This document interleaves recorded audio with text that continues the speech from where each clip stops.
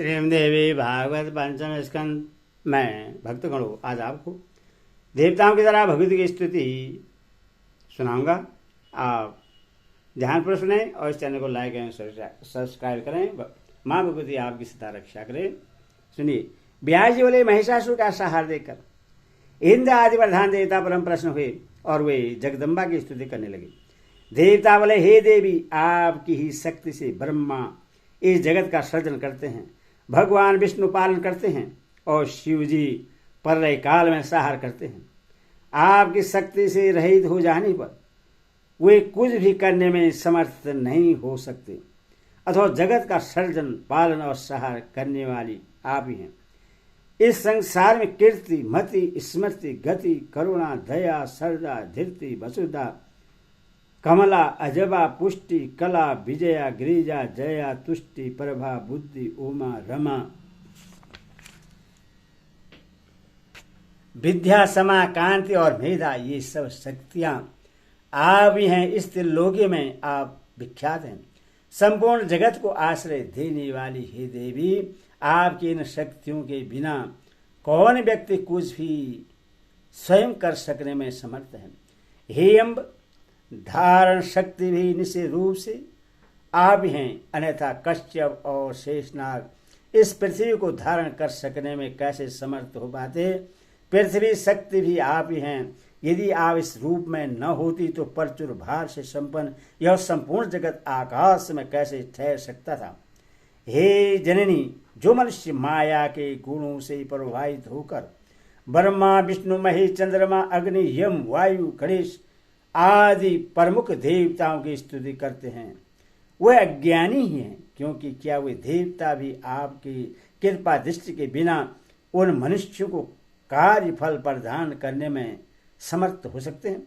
हे हम, जो लोग सुविस्तृत यज्ञ में देवताओं को अधिकृत करके अग्नि में पुष्कल आहुति देते हैं, वे मंदमती हैं।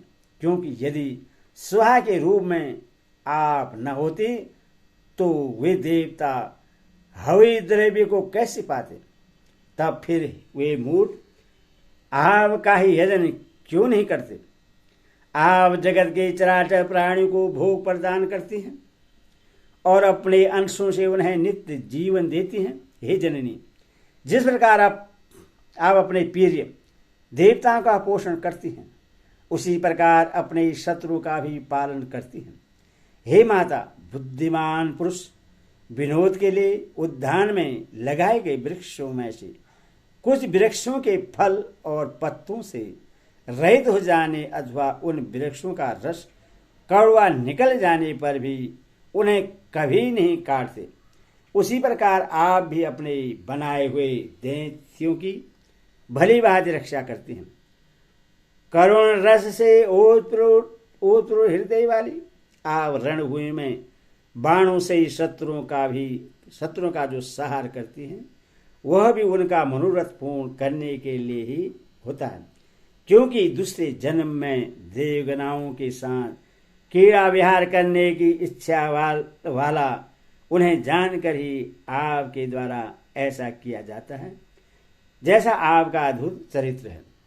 हे माता, बड़ी विलक्षण बात तो यह है कि विख्यात प्रभावों वाले उन दैत्यों का संहार जो आपके संकल्प मात्र से ही संभव था, इसके लिए आपको अवतार लेना पड़ा और शरीर धारण करके आप वास्तव में इसी के सहारे लीला करती हैं।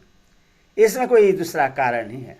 जो मनुष्य इस विकराल कली के उपस्थित होने पर भी आपकी आराधना नहीं करते, अभी तो आपके ही द्वारा निर्मित विष्णु, शिव आदि देवताओं की उपासना में तत्पर रहते हैं, वे लोग पुराण चतुर धूर्त जनों के द्वारा निश्चित रूप से ठग लिए गए हैं। यह जानकर भी कि देवता आपके अधीन हैं तथा दैत्य के द्वारा छिन्न भिन्न और प्रताड़ित किए जाते हैं। जो मनुष्य श्रद्धापूर्वक भूलोक में अन्य देवताओं की उपासना करते हैं, वे मानो हाथ में अत्यंत प्रकाशमान दीपक लेकर भी किसी जल रहित भयानक कूप में जा गिरते हैं।